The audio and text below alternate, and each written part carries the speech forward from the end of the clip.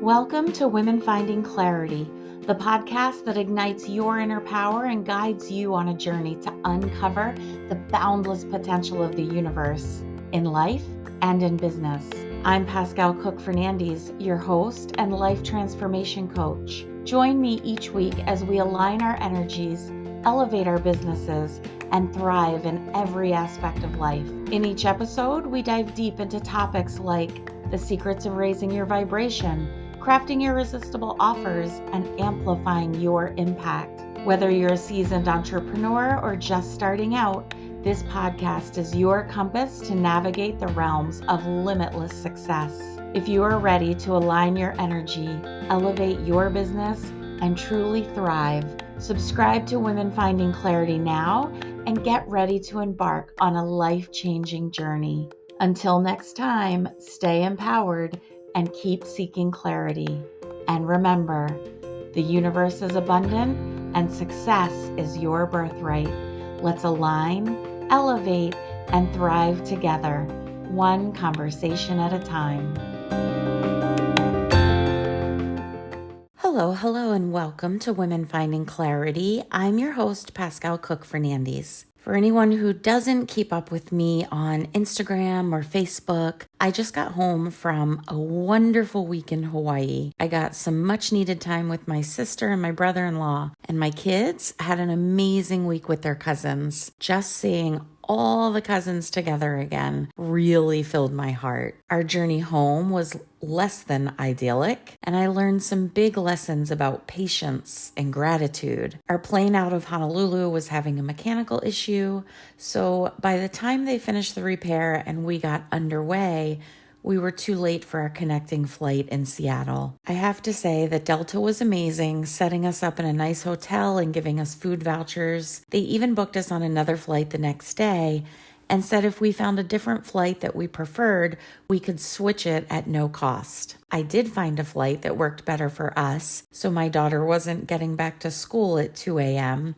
but that meant we only got 3 hours of sleep and were on our way back to the airport. Due to the change in flights, our luggage arrived after we did, so we went home to sleep finally. I had to drive back to the airport the following day and pick up our luggage so I could drive it back to my daughter's school. Again, Delta knocked it out of the park. The baggage associate literally met me on the curb at arrivals and loaded my bags into the car for me. And to give a huge shout out to Jay in the baggage office. Our trip home wasn't perfect, but we made it home safe and sound, meeting some amazing people along the way. For those things, I have gratitude. I also have gratitude for this evening's guest as well. Sara Robledo has developed Deep Mind-Body Transformation, a holistic well-being program tailored to women over 40. This unique approach reflects her care and commitment to enhancing physical and mental performance, building resilience, and facilitating health and vitality for her clients. In addition to her work with women's wellness, Sara is sought after by executives, politicians, and high-level athletes for her expertise in performance enhancement, resilience building, and recovery strategies. She is a frequent guest lecturer at universities across Mexico, where she conducts seminars for public speakers and performance artists. Sara has been faculty in yoga teacher training programs with Yoga of Sound classes. She's a certified yoga and Pilates teacher and is certified in the Alexander Technique and affiliated with the Mexican Association of Teachers of the Alexander Technique. A seasoned professional in the arts, Sara's talents as a singer and dancer have graced stages both domestically and internationally. She has lent her voice to radio and TV commercials and has recorded albums with her band. Sara holds a Bachelor of Arts degree in Liberal Arts from Sarah Lawrence College, New York, where she honed her interdisciplinary approach to wellness and creativity. Sara infuses her coaching and performance work with a genuine warmth that resonates with each individual she guides. Without further ado, welcome to Women Finding Clarity, Sara Robledo. Sara, welcome to Women Finding Clarity. Thank you. I'm excited to be here, Pascale. I've been waiting for a while for us to be able to meet, so this is exciting. Thank you. Oh, absolutely. I was really excited to bring you to my listeners because You just have so much to offer. I feel like there's so many different parts and pieces of you that make up the whole of who you are. And you just show up in such a beautiful light and in so many different ways. You're a listener and you're a speaker and you're a teacher and you're a healer and you're a friend and all the things. So, welcome, Hmm. welcome. Oh, thank you. I just got chills and I felt that warm welcome. Thank you, thank you, thank you. And, one of our mentors has been talking about how important it is now to bring more of ourselves into everything we do. And Yes. that is, one of my goals in life. Instead of feeling like I'm fragments of things, that I can bring all of what I love and everything that I'm passionate about into my work, into every day, and into, every opportunity that I have to speak with somebody, to share, to teach. So that's one of my goals. So yeah, thank you for mentioning that. Oh, absolutely. And what a beautiful goal that is, because when we can share authentically and from our heart, you don't know the magic that's going to come from that place, right? We can have, as coaches, as healers, as teachers, we can have an outline of what Mm. our plans are to do.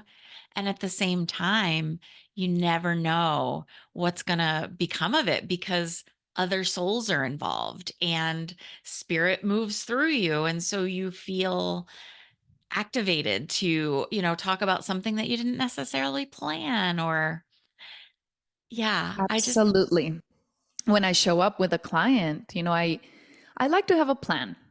I like to have an idea of what I want to do, but then I show up and I'm just most of the times I am led to something different. And having a plan is great, having, an idea of a map of where I want to go, but at the same time, showing up present and knowing that all the tools that we have will be used if needed. And then really listening and being with a person and knowing what they need. So here I am listening for your audience and what it is that your audience needs that I could offer, right? And that will make a difference. So that's yeah. my goal for this talk, that I offer something valuable to the women that will be hopefully listening. Yes, with I all my have heart. no doubt that you're already offering value in what you just said, and it's so beautiful. Um, I think just we're never, not never. I don't like absolutes, but frequently we're not in this place of just allowing. And as coaches and as teachers, we feel like we have to give the other person everything that we know. And we want to make sure we give as much value as we can. And sometimes the value is in not overgiving. Sometimes the value is just in allowing what needs to come through to come through. I can't believe you're using that word because I just taught a master class last week. And one of the teaching points was the difference between doing and allowing. Interesting. Let's talk about that a little bit. Can you kind of Yes. just give us a little Mhm. summary of what that was like? So I was speaking about, it was a class on health and vitality, 3 steps to health and vitality. And, um, really addressing the back pain, joint pain, stress, fatigue, overwhelm that we see is just so prevalent, right? Maybe ourselves we're struggling, right, with this issues. And I'm thinking and I'm, studying and going to my own teachers and asking and is there something that's connecting all of this? Again, it's not fragments, but this is something that must have the same root cause, perhaps. And so, as I was thinking about it, I came up with this teaching around the allowing, which is the core of the practice that I do. So, a big reason why we get into trouble as human beings is because we want to do so much we have something called the end gaining mentality, the no pain, no gain mentality, Yeah. right? And so we become human doings instead of human beings.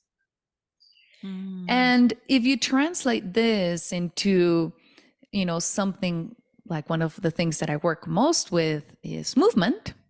If we translate this into movement, it's a very different experience to feel you are doing the movement as opposed to allowing the movement to flow through you. Or the breath. Do I feel like I need to manufacture my breath, which would be impossible because, how long can we keep our mind on our breath? A few seconds.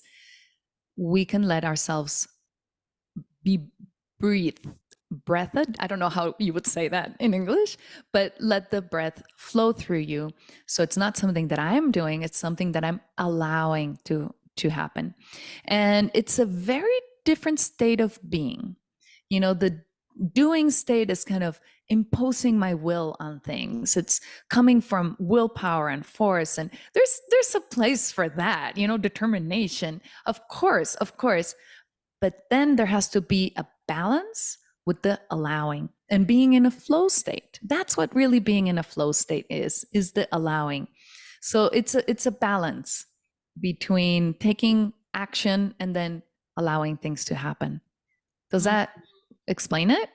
It sure does. And I think that it's difficult, or many people find it difficult to be in that flow state, or if they can be in the flow state, to maintain that flow state, right?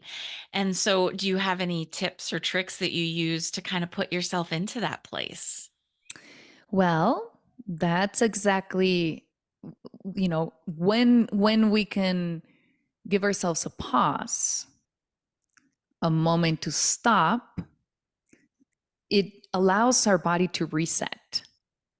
We can't change, the trajectory we're going on. If you're driving 100 miles an hour, you can't suddenly turn. If you want to change and go on another road, you need to slow down. And sometimes you need to make a complete stop and then turn. So at least slowing down, taking a pause or slowing down is the first step. It is that opportunity then for you to notice, am I gripping? Am I tensing? Am I doing too much? That's unnecessary. We want to be efficient with our energy, right? So if I'm, straining really hard in a way that's very unnecessary, I'm using energy in a way that's just a waste. And so taking that pause, taking a moment, taking a breath. And when I say taking a breath, I want to erase that sentence, go back and not say taking a breath, because when I say taking a breath, most people think of inhaling. And my invitation is to exhale as a way to bring yourself into a state of calm. So that's my tip. Exhale, give yourself a pause, exhale, and just notice what's happening around you, what's happening within you. And that will change your way of thinking. It's really changing from the thinking, I have to do all of it, to the allowing state. Yeah. Does that make sense? That makes so much sense. And I loved your visual about the car, because I'm a very visual person. And so I'm not sure if I've ever thought of it that way, that if you're driving along at 100 miles an hour and you want to turn, you want to go a different way, you do have to slow down. And so it's in the slowing down that you're actually allowing it to happen. Because if you try Yes. to make the turn going 100 miles an hour, that's catastrophic. And Pascal, the other thing is, if we're in a very altered state, if our nervous system is very activated, you don't want to suddenly crash it Right. and bring it all the way down. It's like a ladder. You need to slowly start to bring yourself back down into a state of calm, into a more balanced state. So it's that slowing down again, no, like coming down a ladder, right? So up here, it's like very dangerous. Imagine being at the top of a ladder, right? Yeah. You're very exalted, your nervous system is very activated, and then you can slowly start to bring yourself down. Mm, Yes. so beautiful. Hmm. Thank you. Thank you for that. I mean, as you were speaking, I felt my whole being just start to come down a little bit and start to relax. And I love that you're like, it's not take a breath, it's exhale. Hmm. Because air is a gas. You don't need to pull it into your lungs. You just need to make space for it. So if you allow yourself a full exhale and it's empty, gas is going to want to fill up that empty space. So if you want a deep breath, just make sure you empty out your lungs. Make a full exhalation. And then allow the breath to come in. Allow. You don't have to pull it in. Isn't that nice? Isn't that amazing? So nice. It's so nice. And it's so nice for what it actually is, the breath that sustains us and that, keeps us in our being. But it's also so nice to use just as a visual for any other Mm. thing in your life Yes, and just allowing. absolutely. Yeah. And then you mentioned something else that I think is interesting that you said you felt your own nervous system, something coming calming down. And it's something fascinating that happens, as teachers, as coaches, and we didn't know that it could happen online. But you walk into a room and your teacher is there, and just by seeing them you feel calmer, right? Oh, I'm in my yoga class or my meditation practice, and oh good. And we didn't know if this could translate online, and it does. So just being in each other's presence, right, we can start bringing that sense of homeostasis and balance to ourselves, to each other, to the people that we're working with, through just who we are being. Isn't that wonderful? I mean, of course, I want to provide information and content and all of that. But just knowing, especially I think this for women, just knowing what a difference our presence makes, Yeah, I think it is is wonderful. wonderful. It is wonderful. And, part of that as an energy worker, it's being in someone's energy. And when those energies overlap, we can feel the energy, right? Part of it is physiological and psychological. It's, oh, I'm looking at Sarah and I know how she makes me feel. And so before she even says a word, my brain connects. Oh, I know how she makes me feel. And so that's what's coming up. And so I automatically start to feel that way before you Hmm. even begin.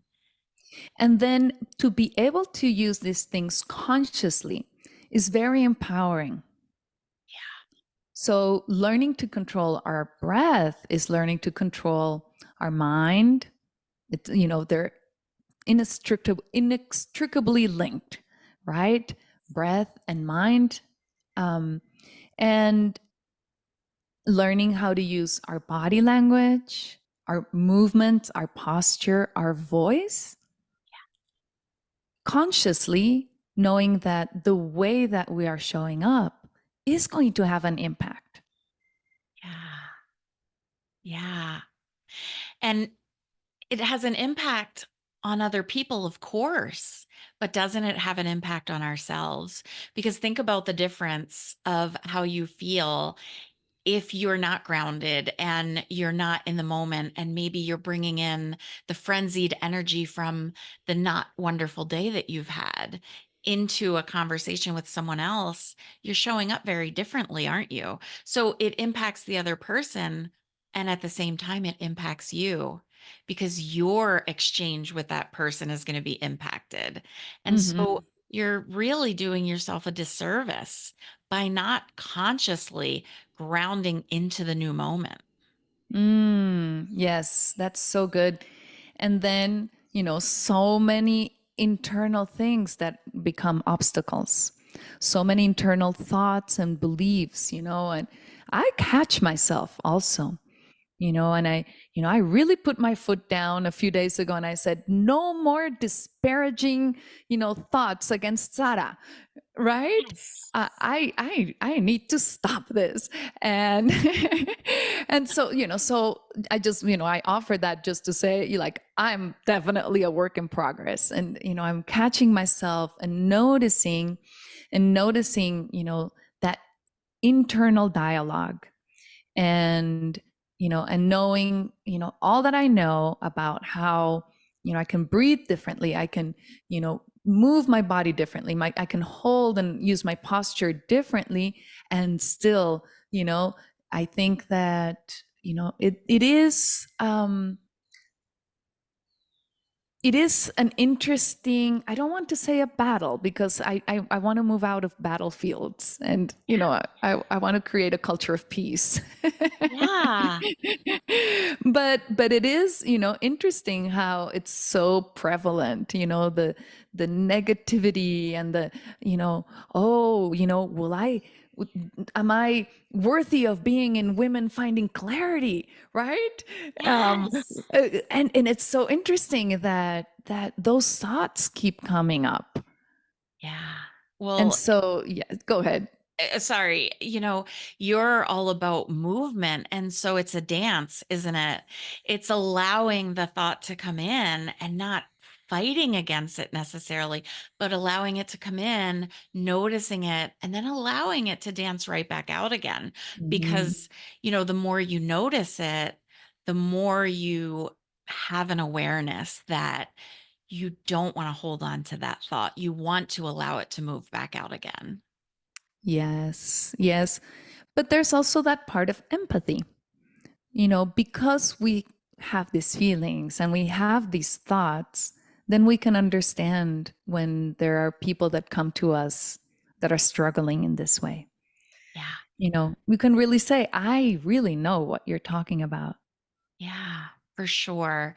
And even if it's on a different subject matter, the feelings are still there. The feelings of unworthiness, not enoughness, of shame, of guilt, of, all those feelings. It can be a different topic, but the feelings are the same. Absolutely. And what's been interesting is to learn more and more about the different breathing patterns that accompany different emotional states. Interesting. Let's So, talk about that a little bit. mhm. So, like, for example, depression. We can paint a whole picture around depression of the way a person would hold their body. So I would see, probably a rolled over shoulders, and a person a little bit collapsed and hunched over, kind of protecting, the front of the body.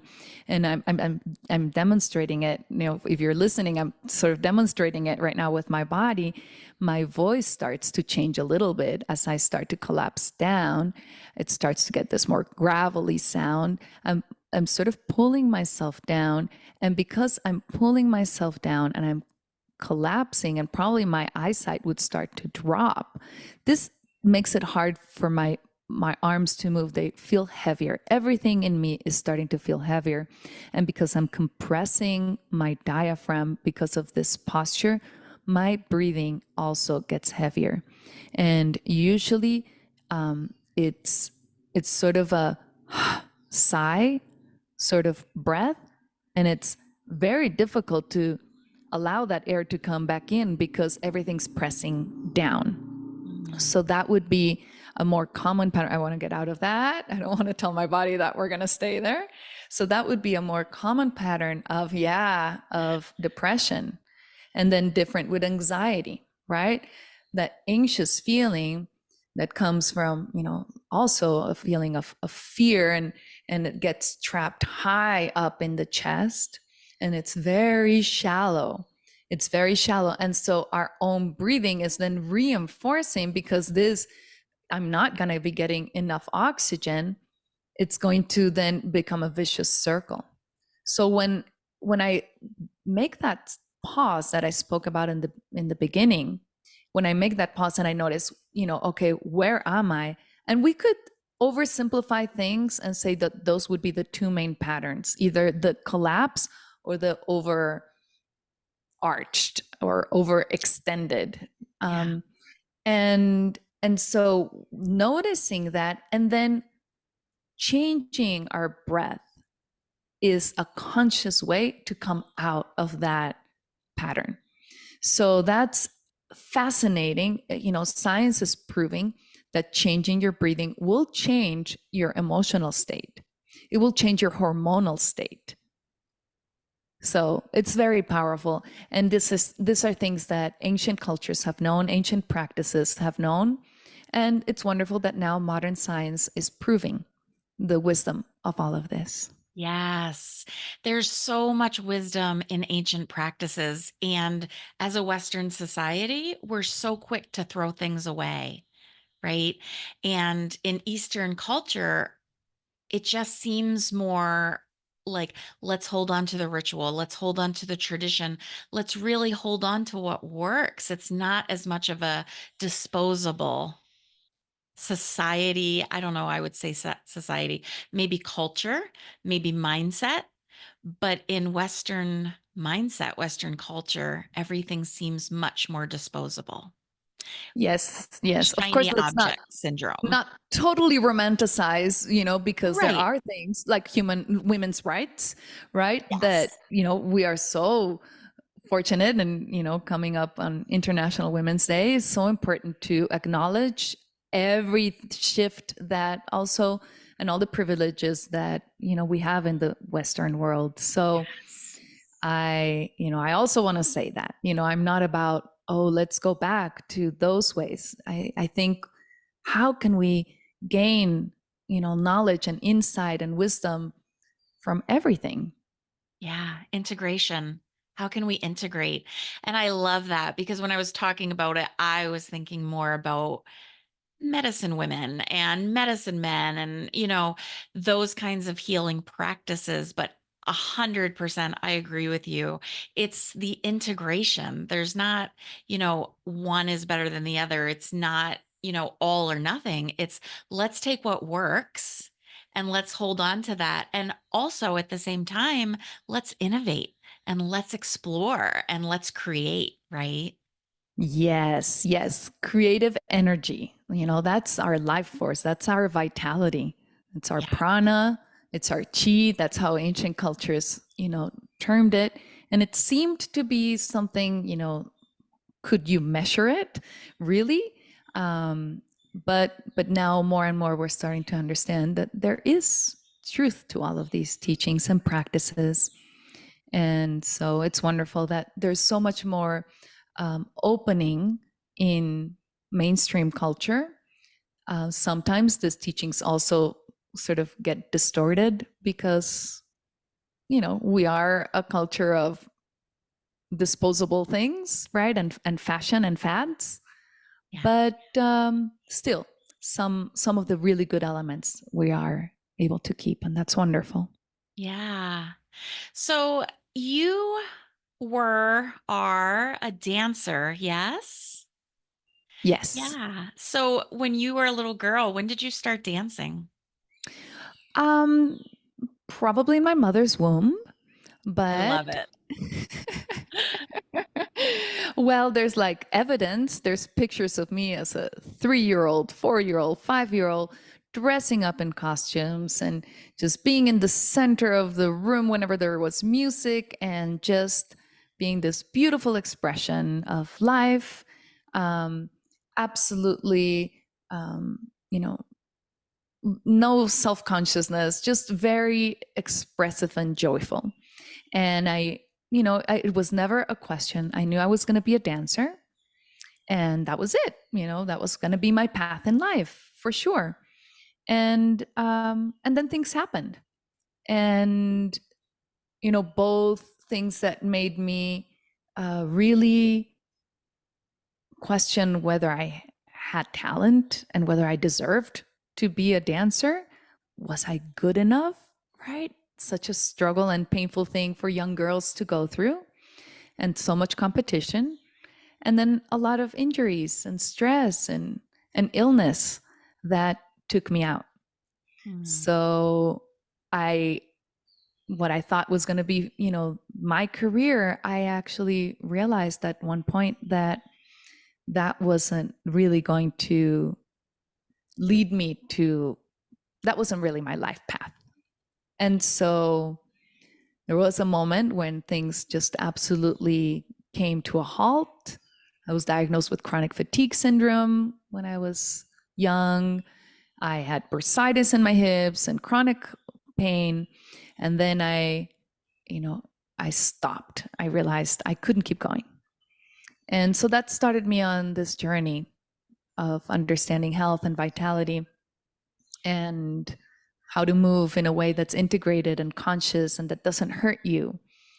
And it's been a wonderful journey. And then the one thing that I do want to say is that in that journey, something also beautiful unfolded for me, because perhaps I didn't hear the message correctly when I was 3 years old. It wasn't, you're supposed to be a dancer. It was, you're an artist. Mm. So that's a little broader. And, I was 35 when I discovered I could sing. And so the artist in me, is now able to express herself in this other way. And now I can bring both my dancing and my voice and my singing into my performances. And, I continue to perform, and I'm doing a very cool project here in Mexico in a few weeks. And so things are happening in that regard. And I just want to share that because I do think that the dreams we have as children are, treasures, and we give up. But if we give ourselves the opportunity, there are ways to bring those dreams back and to Mm. give them life and to give our lives, a feeling of magic and wonder and excitement that I think is so important for health. For life, for living, for being, right? Yes. Yeah. And how beautiful that you didn't discover that you were a singer until you were 35. I mean, what a beautiful example of we're always transitioning, we're always evolving, we're always becoming. It's so strange. I just kept hearing this little voice say, I want to live in music. I want to live in music. I was supposed to go to law school. I had gotten accepted. I had a scholarship. Everything was set for me to go to law school. But I kept hearing this voice. And then, certain things happened. And suddenly a friend of mine said, Hey, I think you can sing. And then just things happened. I mean, it really sounds too good to be true, but honestly, from I think you can sing to I'm on stage singing, it was a matter of weeks. Um, Wow. yes, so that was, but I just kept hearing, so what's that little voice inside of each of us, right? What is that true desire? What I really would love to do. Like what I really would love to do is perform or, share and be on stage. And I love teaching, but there's this little part of me that's what I would love to do. So I invite everybody, be courageous and listen, because, we might think it's too late, it's too hard, there's no way, I have so many responsibilities. But let's give some space to those dreams that, perhaps they're like in the depths of our hearts. And if we didn't have those, if there wasn't something in the universe, in God, or whatever you believe in, that has put that seed in you, it wouldn't be there. I really believe that. Mm. I So believe it's a that as dream. well. And what a Yes. beautiful message to never stop. Never stop allowing yourself to continue to become. Never stop listening to that little place inside of you. Because we do have this feeling like, oh, I was born to be a dancer. I was born to be a teacher. I was born to be a mother, whatever the thing is. But we are creative beings, and those seeds are planted deep inside of us.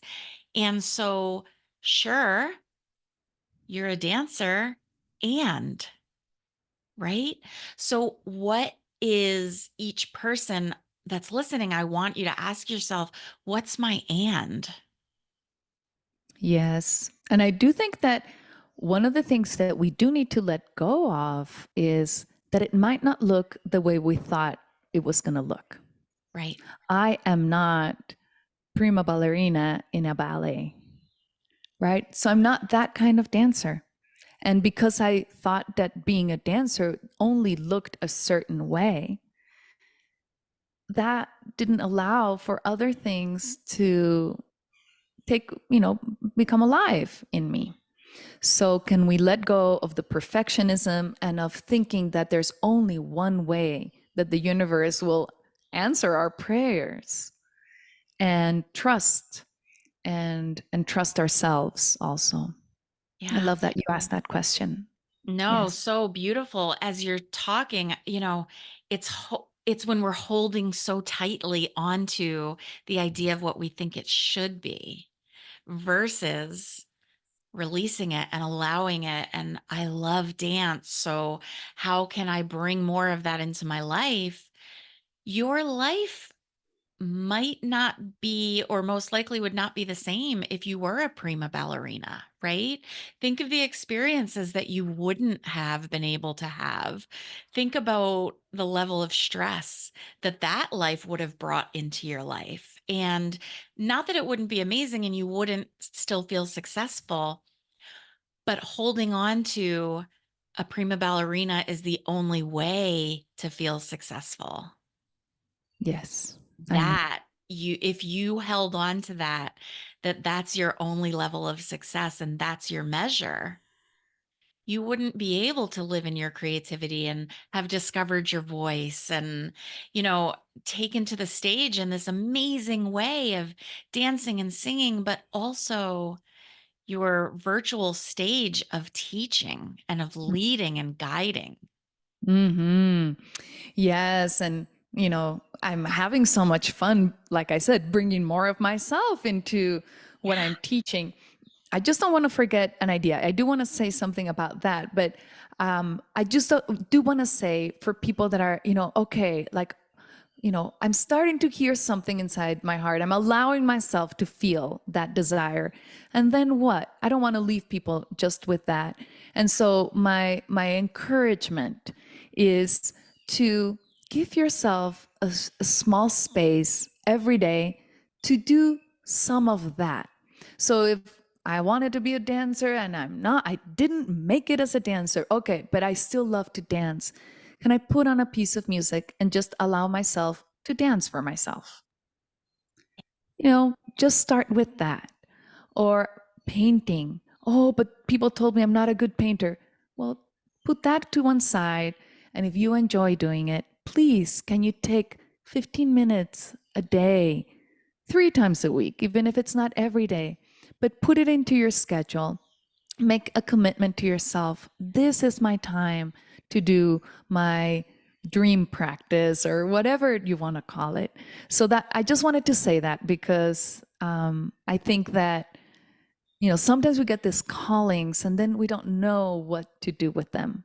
And I just have found in now, I things kind of stopped, and then returning back to my artistic self was a struggle. It took some time, but these are some of the things that I did that were helpful. Thank you for sharing that. It's so important because we feel like it has to be all or nothing. I either have to be the best or why bother? But there's so much joy in between those two places. And it doesn't mean that you have to be world renowned for it to have dancing in your kitchen bring you so much joy into each and every day.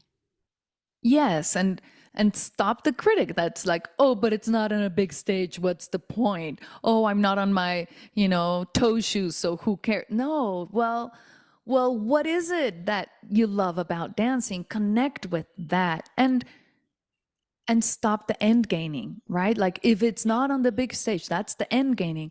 Let's enjoy every moment, every step of the journey.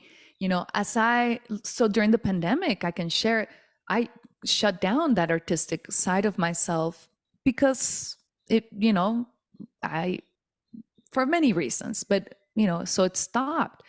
And I've been feeling that emptiness and that lack. And then lately I've been really, just praying and how do I come back? How do I come back? What do I do? And these little things. Okay. So I went back to a class and I allowed myself to be a beginner again, right? A Mm. music class. That's also, challenging, as we get older, to be willing to like be with teenagers who like get onto things like super quick, and it takes me a little longer now. But so I started, and then one thing leads to another. So somebody sees me there, and then so I got invited to go see a performance, and then at the performance I got this idea, and I spoke to the organizer of that show, and one thing leads to another. So you never know the unfolding that can happen once you allow it. Yeah. That's such a beautiful word for it too, is unfolding. Because as it's unfolding, we just never know what that next unfolding is going to look like. What's around the next corner, what's around the next bend. And that's part of the excitement of it, isn't it? Yes. Yeah. Yes, absolutely. Absolutely. So I can share with you, if you would like, a little bit about that Yes, event. please. So I live in a natural reserve, well, on the edges of it, here in Mexico. It's rainforest, and um, and it's beautiful. So, but it's always being we need to protect it actively because there's always threats to Yeah. this ecosystem. It's a very, fragile ecosystem, and, development is just voracious, right? And the growth of the cities.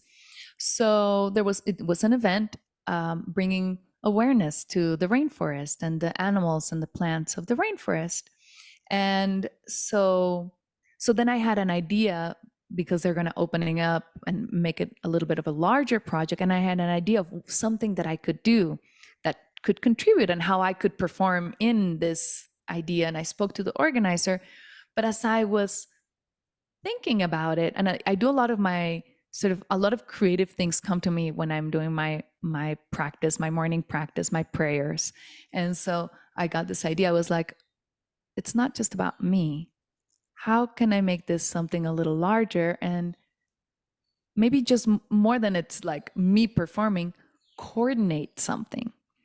So the moment I thought about it, I thought, and I know all the dancers here, and the people in the university and the faculty.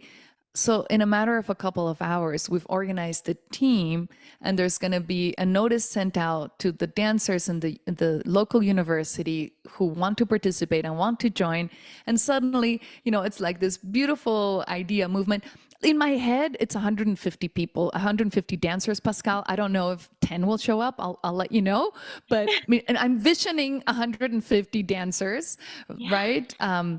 Rolling and dancing and interacting with the audience, in the botanical gardens here in our local botanical gardens. So I had this, right? This idea that just, it keeps kind of expanding. And now, and I have my musician friends, and let's bring them in. So this is just like a very exciting, sort of surge of energy and ideas and creativity. So, and we can all, do things like this and make a difference also.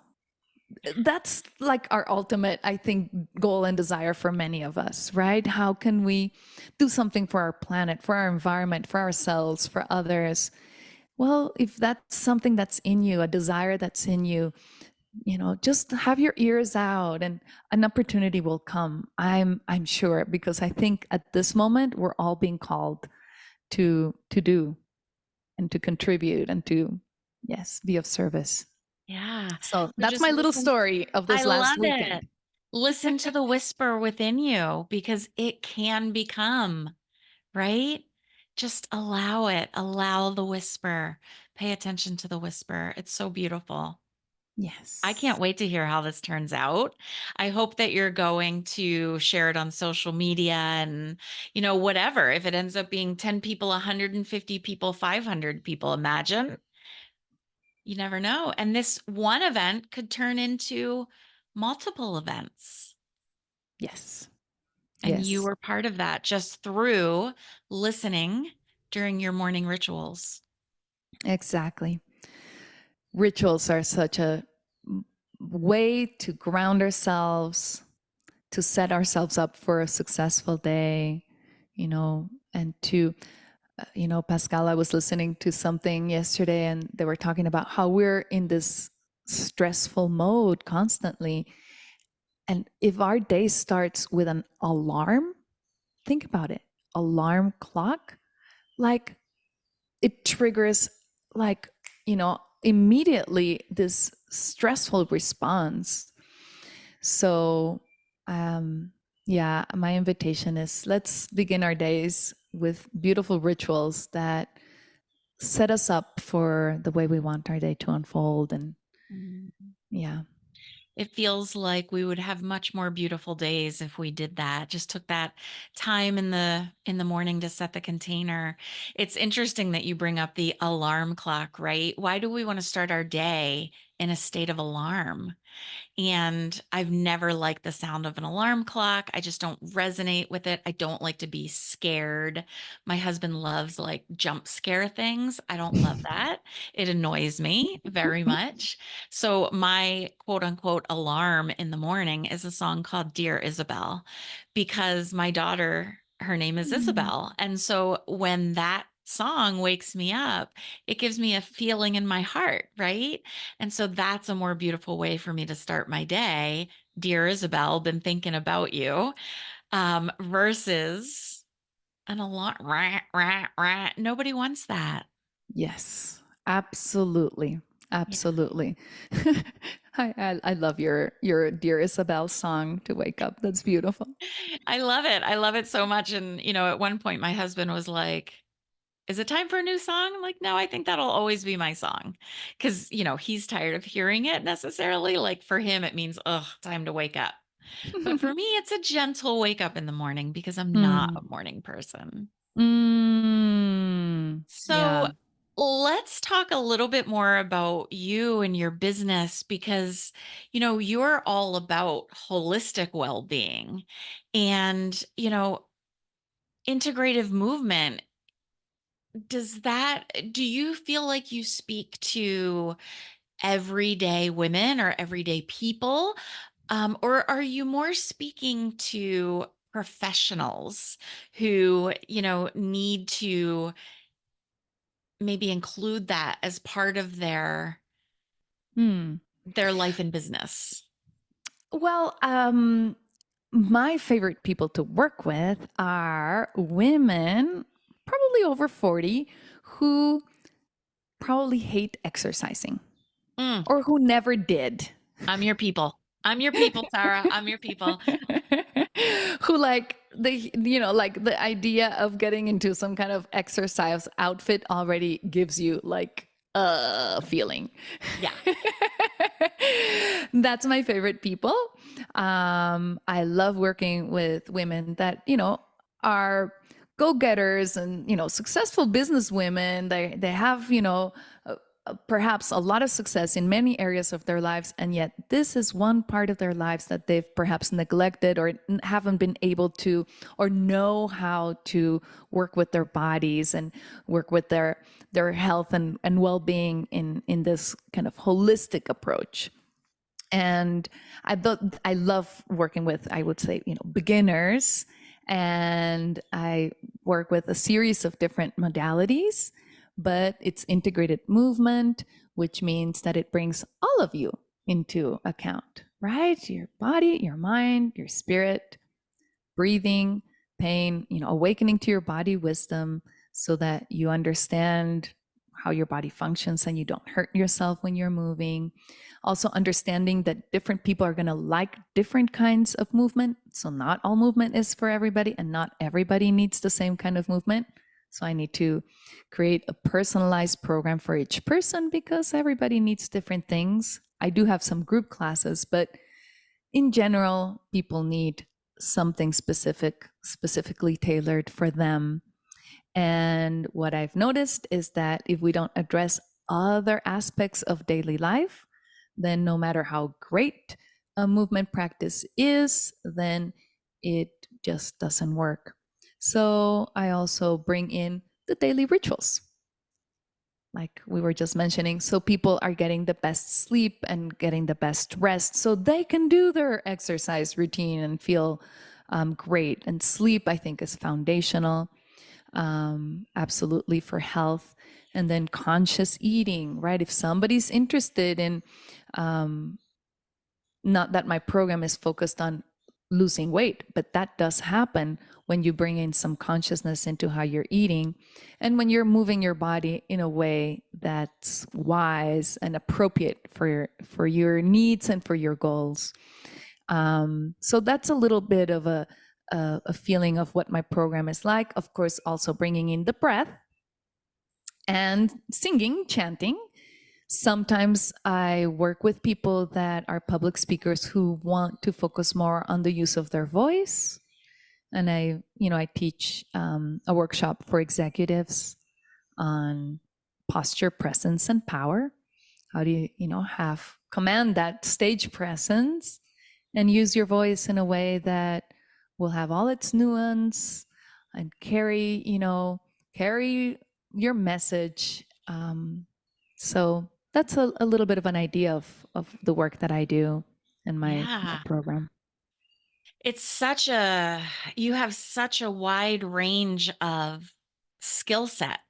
And Mm. so it's the person who never really moved their body or consciously moved their body to the person who's on a stage and wants to affect their stage presence and become more of that. And so I really feel like you're speaking to all women because Mm. through your processes and what you offer and what's available in your programs, it's affecting all areas of your life. Like you were saying, your physical, your emotional, because, as a person who hasn't really loved exercise for many years, it affects my body.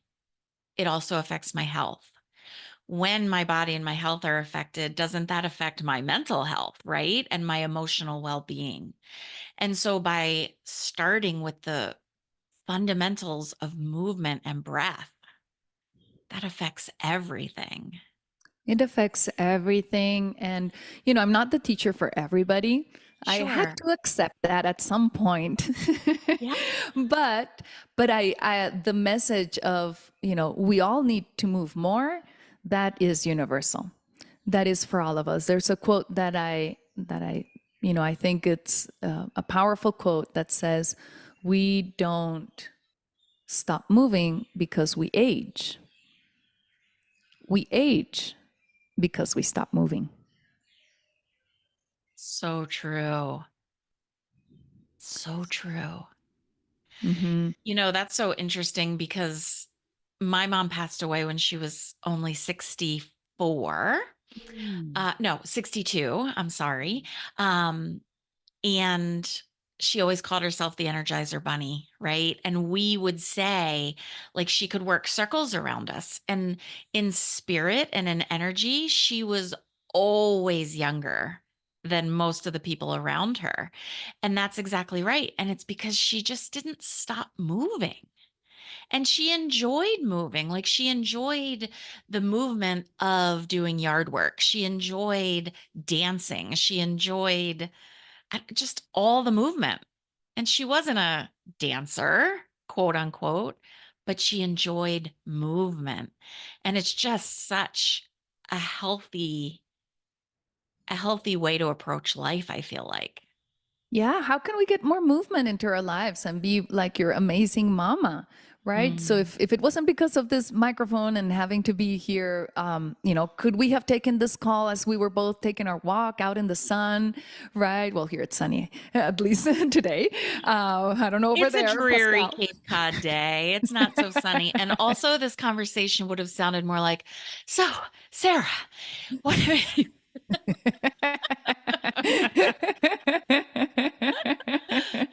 Well, that would make it very real, Pascal. It But, would make it you very know, real. we should totally send out, the message for everybody. I hope you're listening to this as you are taking a delicious walk or, doing some kind of movement. It's so important. We're not moving enough.